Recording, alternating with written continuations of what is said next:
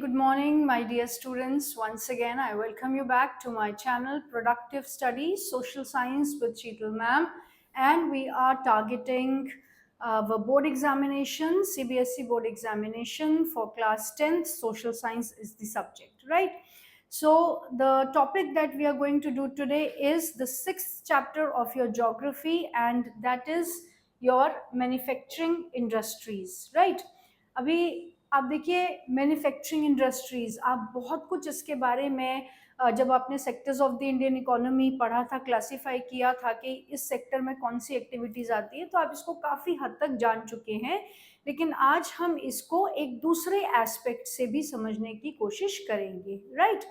सो manufacturing industries, आप देखिए manufacturing का मतलब क्या होता है। मैन्युफैक्चरिंग मीन्स जब आप मशीनों से एक एग्रीकल्चरल प्रोड्यूस, जो उस एग्रीकल्चर का तो फाइनल प्रोडक्ट है, उसको हम सेकेंडरी सेक्टर का रॉ मटेरियल बना के जब एक न्यू फॉर्म देते हैं, मशीन्स पे उस पर काम करके एक नया प्रोडक्ट उससे क्रिएट करते हैं, उसे कहा जाता है मैन्युफैक्चरिंग, राइट? यहाँ पे मशीन्स का जो है इस्तेमाल है, उस पे एम्फेसाइज किया जाता है जब आप इंडस्ट्रीज या फैक्ट्रीज की रेफरेंस में कोई भी बात कर रहे हो।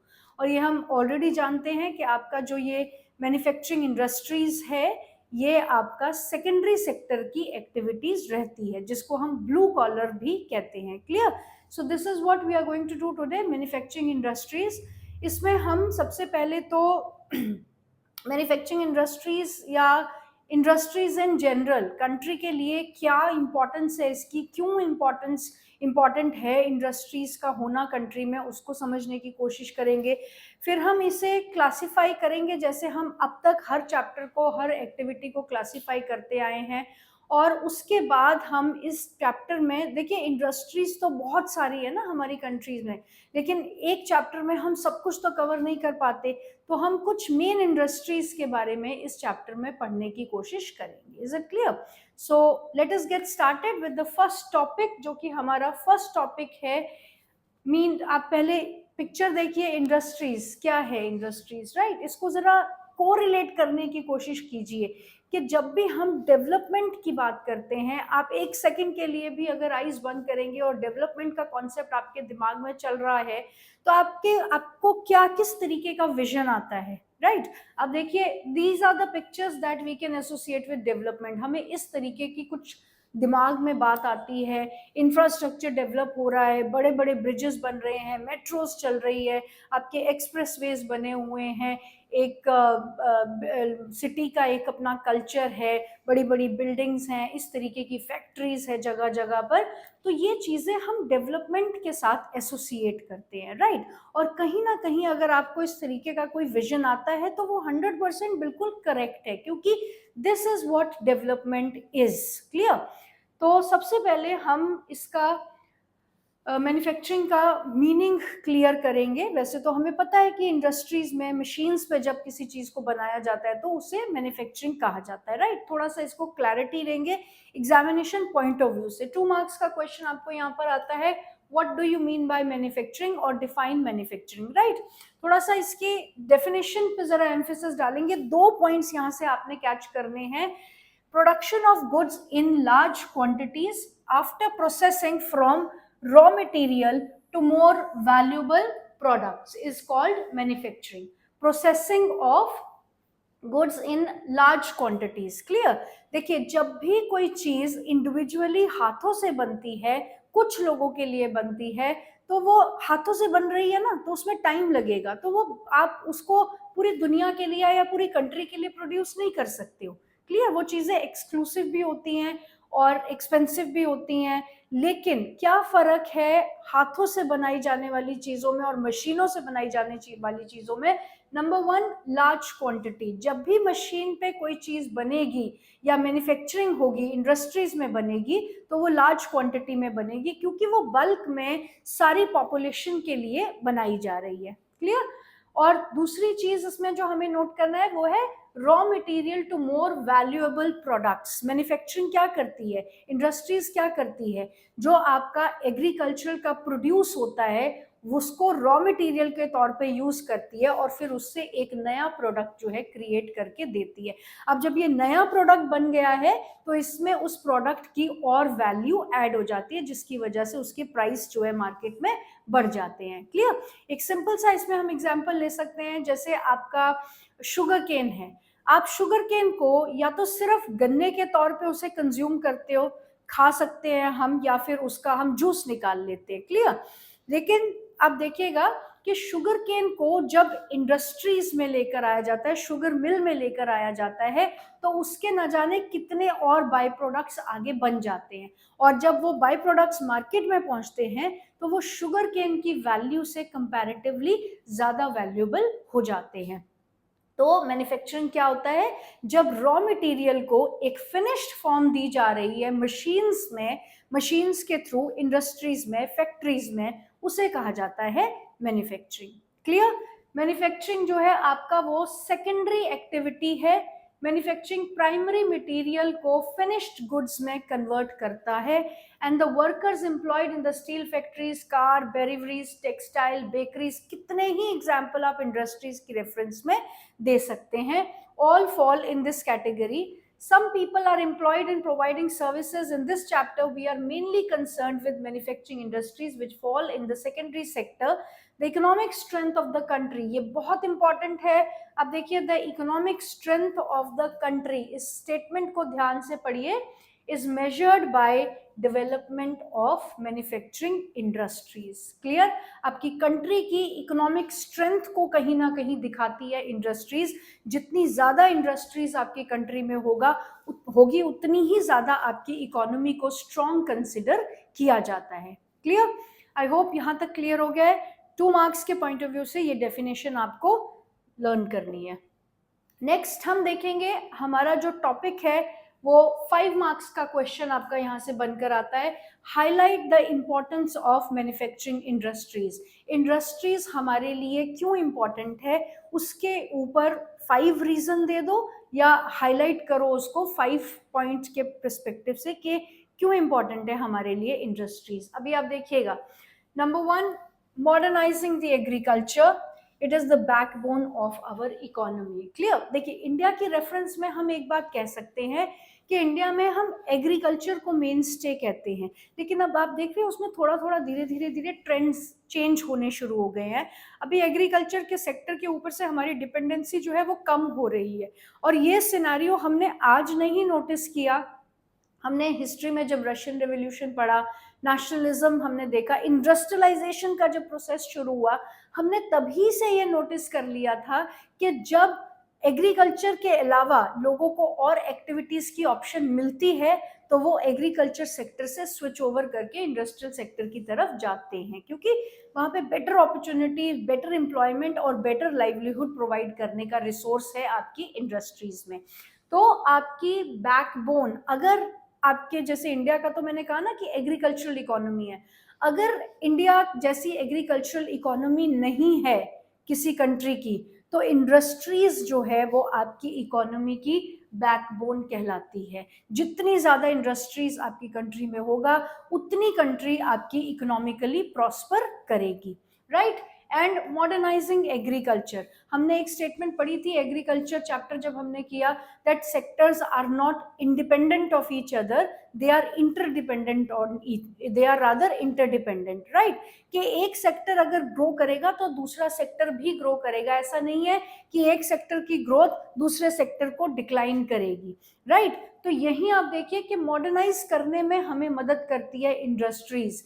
आप देखिए जितना भी प्रोड्यूस जो है, जो एग्रो बेस्ड इंडस्ट्रीज हैं, एग्रो बेस्ड इंडस्ट्रीज क्या होता है वो अभी हम क्लासिफिकेशन में भी समझेंगे पूरी तरीके से। तो एग्रो बेस्ड इंडस्ट्रीज जिनका रॉ मटेरियल एग्रीकल्चर से आ रहा है उन्हें हम एग्रो बेस्ड इंडस्ट्रीज कहते हैं। एग्रो बेस्ड इंडस्ट्रीज जो हैं उनके लिए बहुत बड़ी डिमांड क्रिएट करती है आपकी इंडस्ट्रीज। जो एग्रो बेस्ड इंडस्ट्रीज होंगी वो सपोर्ट करती है एग्रीकल्चर के प्रोड्यूस को, कंज्यूम करती है, रॉ मटेरियल के तौर पे उसे कंज्यूम करती है। तो एग्रीकल्चर के जो प्रोडक्ट्स हैं उनकी डिमांड क्रिएट करती है एग्रो बेस्ड इंडस्ट्रीज। दूसरा आप देखिएगा दोनों ही तरफ का रिलेशनशिप है कि जो आपका एग्रीकल्चर सेक्टर है वो मशीन्स की डिमांड करता है, इसलिए इंडस्ट्रियल सेक्टर भी ग्रो करता है और आपका एग्रीकल्चर सेक्टर भी ग्रो करता है। और ओवर द टाइम आप देखेंगे कि काफ़ी सालों से अब हम ट्रेडिशनल एग्रीकल्चर नहीं कर रहे हैं, अब हम मॉडर्नाइज्ड एग्रीकल्चर कर रहे हैं। तो इंडस्ट्रीज के जो प्रोडक्शन है मशीन्स के फॉर्म में, स्पेयर पार्ट्स के फॉर्म में, छोटे छोटे जो हमारे को नट बोल्ट्स की ज़रूरत पड़ती है छोटी छोटी चीज़ों को हार्नस करने के लिए, तो उस तरीके से एग्रीकल्चर जो है वो इंडस्ट्री की प्रोडक्ट्स की डिमांड करता है और एग्रीकल्चर को मॉडर्नाइज करने में इंडस्ट्रीज ने बहुत इंपॉर्टेंट रोल प्ले किया है। आज लोग ट्रैक्टर्स, थ्रेशर्स और इरिगेशन का पूरा सेटअप, हैंड पंप्स और आपका पूरा पाइप्स का नेटवर्क, केमिकल्स एंड फर्टिलाइजर्स, ये सारी चीज़ें कहाँ बन रही है? ये सारी चीज़ें आपकी इंडस्ट्रीज में बन रही है और इनको यूटिलाइज करके आपका एग्रीकल्चर जो है मॉडर्नाइज हो रहा है। I hope point number 1 clear है। Second is it is creating jobs in the secondary and tertiary sector. Heavy dependence, हमने sectors of the economy में जब पढ़ा था तब हमने देखा था ना कि एग्रीकल्चर जो है टर्शरी सेक्टर और सेकेंडरी सेक्टर के बढ़ने के बावजूद एग्रीकल्चर जो है आपका प्राइमरी एम्प्लॉयर है, अभी भी सबसे बड़ा एम्प्लॉयर है। लेकिन फिर हम जब उसको हमने एनालाइज किया तो देखा कि एम्प्लॉयर नहीं है, डिस्गाइज्ड अनएम्प्लॉयर, अनएम्प्लॉयमेंट की जो प्रॉब्लम निकल कर आई। क्लियर? तो अभी आप देखिए कि जब इतनी हैवी डिपेंडेंसी आपकी एग्रीकल्चर सेक्टर पे रहेगी तो जाहिर सी बात है कि सारे एग्रीकल्चर सेक्टर को तो ऑब्जर्व नहीं करेगा ना, जितने भी अनएम्प्लॉयड है उन सबको तो एग्रीकल्चर ऑब्जर्व नहीं करेगा जॉब्स के लिए, ना ही गवर्नमेंट इतनी जॉब्स क्रिएट कर पाएगी। तो एग्रीकल्चर से डिपेंडेंसी जो है कम हो जाती है अगर आपकी इंडस्ट्रीज डेवलप हो रही है, जॉब्स सेकेंडरी और टर्शरी सेक्टर में शिफ्ट हो जाएगी, लोग एक सिक्योर लाइफ जो है जी पाएंगे। थर्ड पॉइंट है आपका, it is pre condition for eradication of unemployment and poverty. क्योंकि आप देखिए जब आपकी कंट्री की इकोनॉमिक स्ट्रेंथ ही इंडस्ट्रीज से मेजर हो रही है कि कितना आपका कंट्री इंडस्ट्रियली ग्रो करता है, तो कहीं ना कहीं बहुत स्ट्रेंथ रखता है मैन्युफैक्चरिंग सेक्टर आपकी इकोनॉमी को एक बूस्ट देने के लिए। तो इस सेक्टर का डेवलप होना एक प्री कंडीशन है आपकी कंट्री से पॉवर्टी और अनएम्प्लॉयमेंट को हटाने के लिए। बहुत मदद करता है इंडस्ट्रियल सेक्टर आपकी कंट्री से अनएम्प्लॉयमेंट और पॉवर्टी जैसी प्रॉब्लम्स को निकालने के लिए। फोर्थ पॉइंट देखेंगे आप, bringing down the regional disparities. अब रीजनल डिस्पैरिटीज क्या होता है? रीजनल डिस्पैरिटीज का मतलब है कि एक एरिया ज्यादा डेवलप्ड है और एक एरिया कम डेवलप्ड है। जैसे हमने ग्रीन रेवोल्यूशन की रेफरेंस में पढ़ा था कि ग्रीन रेवोल्यूशन जो है वो सिर्फ उन स्टेट्स को बेनिफिट दे पाया जो ऑलरेडी प्रॉस्पर थी, जो ऑलरेडी अच्छा कर रहे थे। सिर्फ रिच फार्मर्स ग्रीन रेवोल्यूशन से बेनिफिट ले पाया क्योंकि एक्सपेंसिव टेक्नोलॉजी थी, राइट? तो उसकी वजह से जो है गैप्स डेवलप्ड और डेवलपिंग रीजन्स के बीच में, स्टेट्स के बीच में और ज़्यादा बढ़ गए। लेकिन अगर जिन एरियाज में एग्रीकल्चर डेवलप नहीं हो पा रहा उन एरियाज में पोटेंशियल है कि वहाँ पे इंडस्ट्रीज को डेवलप किया जा सकता है, तो एक एरिया की ग्रोथ एग्रीकल्चर सेक्टर से हो सकती है, एक एरिया की ग्रोथ इंडस्ट्रियल सेक्टर से हो सकती है। तो रीजनल डिस्पैरिटीज को, रीजनल डिफरेंस ऑफ डेवलपमेंट को खत्म करने में मदद करती है आपकी industries. It helps in bringing down the regional imbalances or regional disparities. Then export and manufactured goods expand trade and commerce and brings in the much needed foreign exchange. अभी आप ये देखिए कि हमारी कंट्री में इतनी सारी एमएनसीज रिसेंटली क्यों इन्वेस्ट करने लगी है, हमारा इंफ्रास्ट्रक्चर इतना ज़्यादा क्यों ग्रो किया है? क्योंकि कहीं ना कहीं इन फॉरेन इन्वेस्टर्स को हमारी कंट्री में एक पोटेंशियल नज़र आई है। क्लियर? जितनी आपकी इंडस्ट्रियल ग्रोथ होगी, जितना आपका इंफ्रास्ट्रक्चर ग्रो करेगा, कहीं ना कहीं आपकी कंट्री में उतनी ज़्यादा फॉरेन इन्वेस्टमेंट आएगी और उतनी ज़्यादा दूसरे देश का जो पैसा है, जो करेंसी है, वो आपकी कंट्री में आएगा। तो आपकी कंट्री की इकोनॉमी अपने आप बढ़ जाएगी। तो इंडस्ट्रीज जो हैं उनको वो हेल्प करती है इस मच नीडेड फॉरेन कैपिटल को आपकी कंट्री में लाने के लिए। आपका सिक्स्थ पॉइंट है, higher value are prosperous and diversifying its manufacturing industry as quickly as possible. देखिए, या तो आप एक ही तरह का काम कीजिए कि आप अगर फैक्ट्री में कुछ बना रहे हो तो आप एक ही प्रोडक्ट को बना रहे हो, लेकिन आप जो प्रोडक्ट बना रहे हो वो कहीं और भी तो यूज हो रहा होगा ना।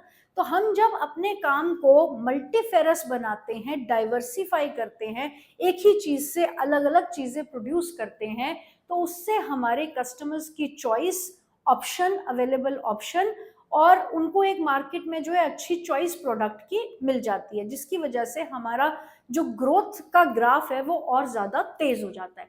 अब एग्रीकल्चर सेक्टर है, एग्रीकल्चर सेक्टर सिर्फ जो है एक एक ही तरह का क्रॉप जो है वो कल्टीवेट कर रहा है, क्लियर, तो उसके ग्रो होने के चांसेस कम है। अगर सिर्फ वीट ही वीट हमारी पूरी कंट्री में उगाई जाती होती, सिर्फ वीट ही वीट हम उगाते, तो कितना वीट हम कंज्यूम कर लेंगे, कितना वीट हम एक्सपोर्ट कर लेंगे। आप देखिए हमारी कंट्री में एग्रीकल्चर के नाम पे कितनी सारी चीजें उगाई जाती है, हमारा एग्रीकल्चर कितना डाइवर्सिफाइड है।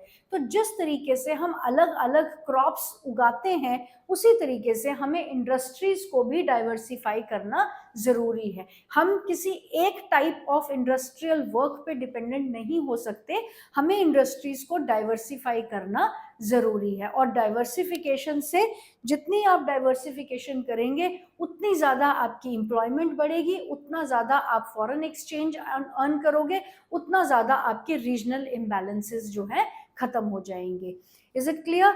तो ये आपके 5 to 6 पॉइंट्स हैं आपकी जो कंट्री की इंडस्ट्रियल ग्रोथ की इंपॉर्टेंस को हाईलाइट करते हैं। It helps in eradicating the unemployment, it helps in reducing the dependency on agriculture sector for jobs, that means it's create job security, then आपकी much needed foreign capital लेकर आती है, diversification बहुत जरूरी है, रीजनल डिस्पैरिटीज को खत्म करती है। तो ये 6 to 7 पॉइंट्स है, इनमें से जो भी आपको इजीली याद रहे 5 मार्क्स के पॉइंट ऑफ व्यू से, ये क्वेश्चन आपका बहुत इंपॉर्टेंट है और आता है अक्सर। आई होप ये क्लियर हो गया होगा।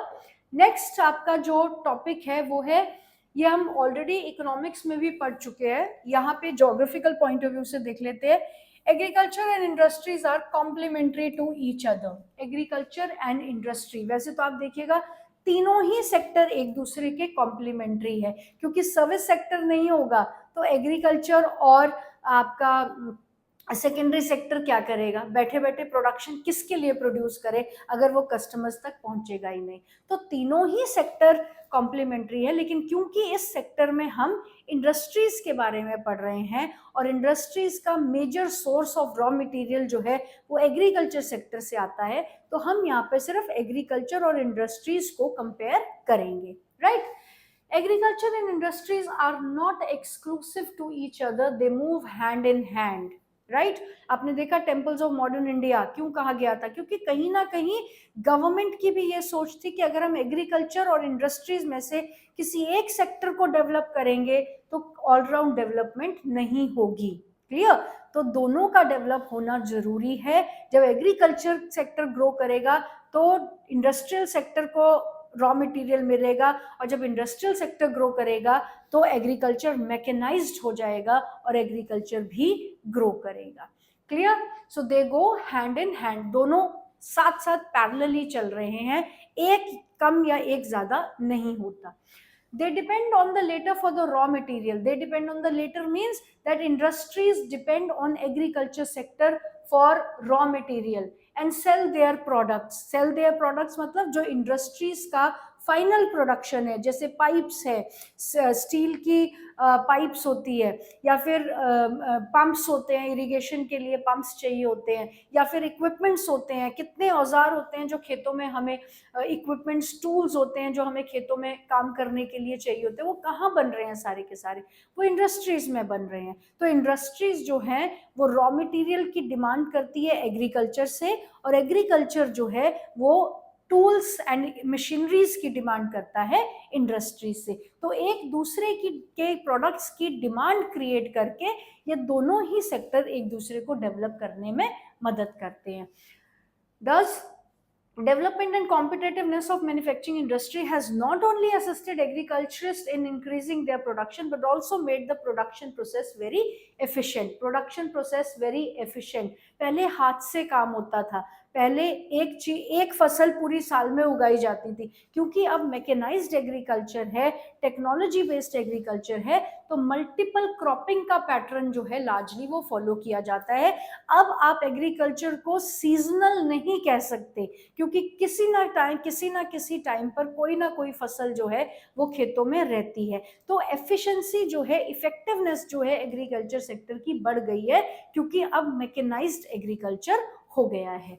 Then in the present day world of globalization, our industry need to be more efficient and competitive. Self-sufficiency alone is not enough. Our manufactured goods must be at par with the quality of those being produced in the international market. Clear? अब अगर आप imagine करो industries नहीं होती और agriculture sector के goods जो हैं प्रोड्यूस हो रहे हैं वो उसी ट्रेडिशनल तरीके से करते. आपने एग्रीकल्चर सेक्टर में पढ़ा है ना कि इंस्टीट्यूशनल और टेक्नोलॉजिकल रिफॉर्म्स की क्यों जरूरत थी. तो जब इतनी बड़ी इकोनॉमी को एग्रीकल्चर सेक्टर संभाल रहा है, आपका एग्रीकल्चर बैकवर्ड कैसे रह सकता है? और अगर इंडस्ट्रियल ग्रोथ नहीं होगी तो ट्रेडिशनल एग्रीकल्चर ग्लोबलाइज्ड या फिर ग्लोबल प्लेटफॉर्म पे कैसे compete कर सकता है? इसलिए इंडस्ट्रीज ने जो है एफिशिएंसी जो लाई है एग्रीकल्चर की रेफरेंस में, नॉट ओनली एग्रीकल्चर की रेफरेंस में, हर चीज की प्रोडक्शन में आप देखिए मशीन्स से जो बनी होगी चीज वो ज्यादा इफेक्टिव होगी, वो ज्यादा एफिशिएंट होगी और वो कंपटीशन को झेल पाएगी एक लंबे समय तक. क्लियर? क्योंकि आज टेक्नोलॉजी का समय है.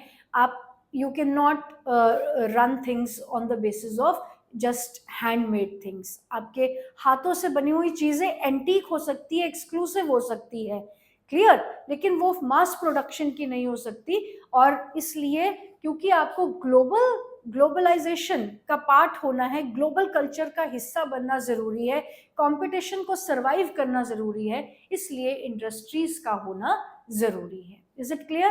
I hope ये आपको बात समझ में आ गई है that how agriculture and industries are complementary to each other. Another 5 marks question. Clear everyone?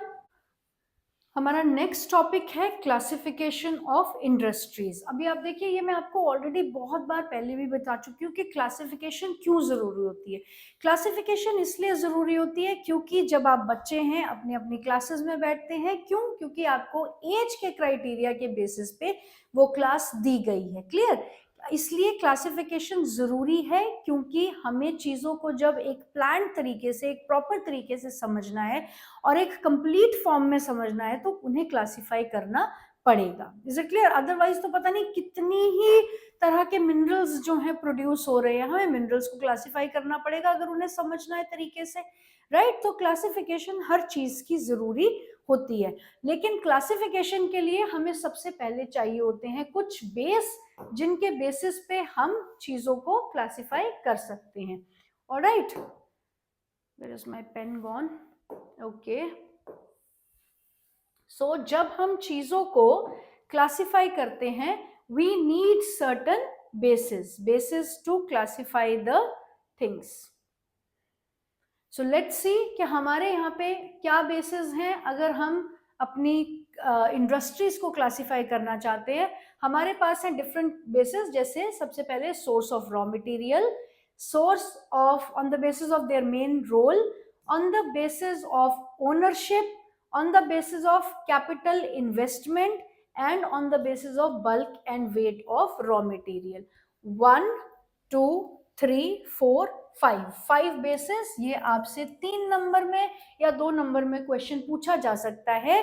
और अगर कहा गया है give the basis on which industries can be classified, तो आपने बेसिस में सिर्फ ये लिखना है. और अगर कंप्लीट क्लासिफिकेशन पूछी है तब भी पहले बेसिस देने हैं फिर उनकी क्लासिफिकेशन देनी है. तो बेसिस तो आपको लिखने ही लिखने हैं हर हाल में. क्लियर? तो अब देखिए सबसे पहले source of raw material, that means आपकी इंडस्ट्रीज जो है उनका सोर्स रॉ मटेरियल कहाँ से आ रहा है, उनका जो रॉ मटेरियल आ रहा है वो कहाँ से आ रहा है, एग्रीकल्चर से आ रहा है तो एग्रो बेस्ड इंडस्ट्रीज हो जाएंगी। अगर उनका रॉ मटेरियल मिनरल्स है तो वो मिनरल बेस्ड इंडस्ट्रीज हो जाएंगी। Clear. Second is main role. Main role मतलब कि वो क्या रोल प्ले कर रही है इंडस्ट्रीज। इनकी जब हम डिटेल्स में भी पढ़ते हैं तो आपको पता चल जाएगा। एक बार इसके सोर्सेज को जरा बेसिस को जरा दोबारा देख लेते हैं। Source of raw material, main role, on the basis of ownership, private public joint, and then on the basis of capital of investment, कितनी इन्वेस्टमेंट की है हमने, and then bulk and weight of raw material. Detail में ले लेते हैं इसको हम। सबसे पहले आपका classification of industries on the basis of source of raw material, क्या सोर्स है, कहाँ से उसका रॉ मटेरियल आ रहा है। तो इसके बेसिस पे दो क्लासिफिकेशन है आपकी, agro based industries, mineral based industries. जिन इंडस्ट्रीज का रॉ मटेरियल एग्रीकल्चर सेक्टर से आ रहा है वो है आपका एग्रो बेस्ड इंडस्ट्रीज। जिन इंडस्ट्रीज का रॉ मटेरियल मिनरल्स की फॉर्म में है, मिनरल्स है, उनको कहते हैं मिनरल बेस्ड इंडस्ट्रीज। जैसे कि आपका iron, steel, cement, aluminium, machine tools etcetera, and then cotton, wool, woollen, jute etcetera, textile, rubber, ये सारा आपका एग्रीकल्चर सेक्टर का रॉ मटेरियल है। तो agro based industries, mineral based industries. उसके बाद आपका सेकंड है on the basis of their main role. Main role के बेसिस पे देखिए बेसिक और की इंडस्ट्री या फिर कंज्यूमर गुड इंडस्ट्री। अब बेसिक इंडस्ट्री क्या होती है? अब देखिए अगर आपने एक छोटी सी सुई बनानी है या एक बड़ा शिप बनाना है तो आपको आयरन चाहिए ना। आयरन आप ऐसे तो इस्तेमाल नहीं करते कि भाई जमीन से निकाला और उससे आप शिप बनाना शुरू कर दोगे, उसको पहले प्रोसेस तो करेंगे ना। कहाँ पे उसकी प्रोसेसिंग होती है? उसकी प्रोसेसिंग होती है आयरन की इंडस्ट्री में।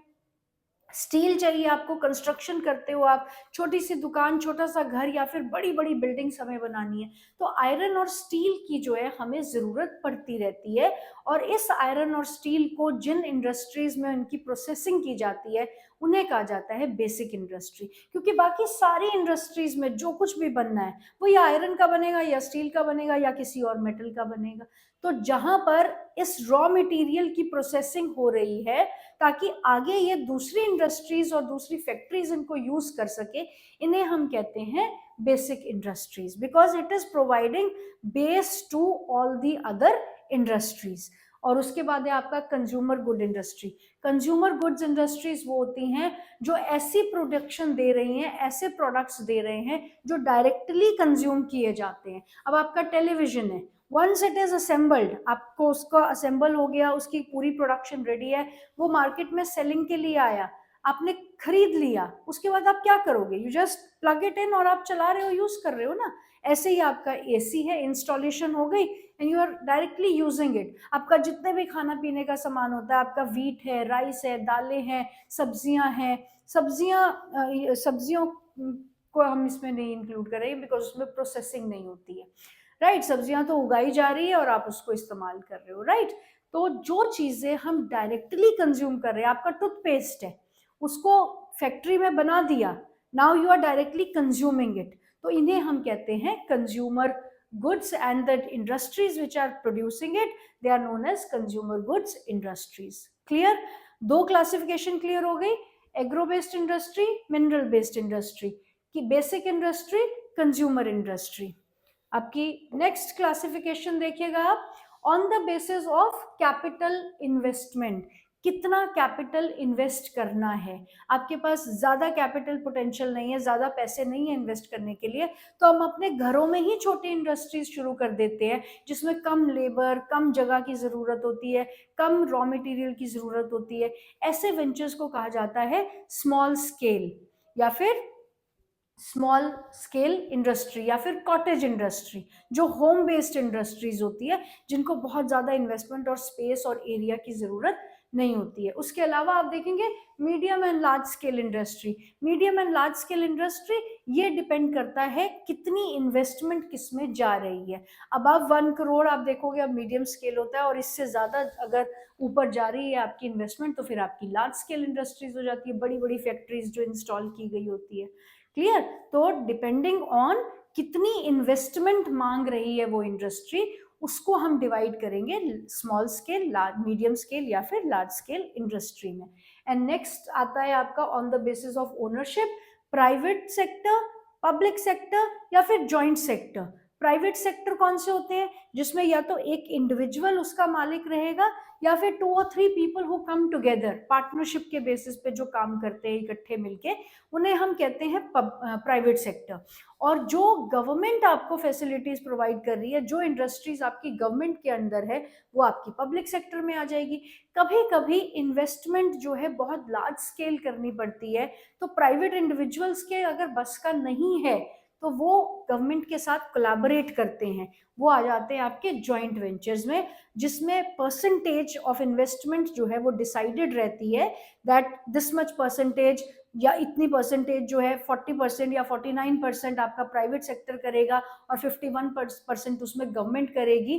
तो ये डिपेंड करेगा कि रूल्स भी फिर उसी के चलेंगे जिसने उसमें ज़्यादा इन्वेस्टमेंट किया है। तो जब गवर्नमेंट और प्राइवेट इकट्ठे आते हैं उन्हें कहते हैं जॉइंट वेंचर्स। ये आपकी on the basis of ownership.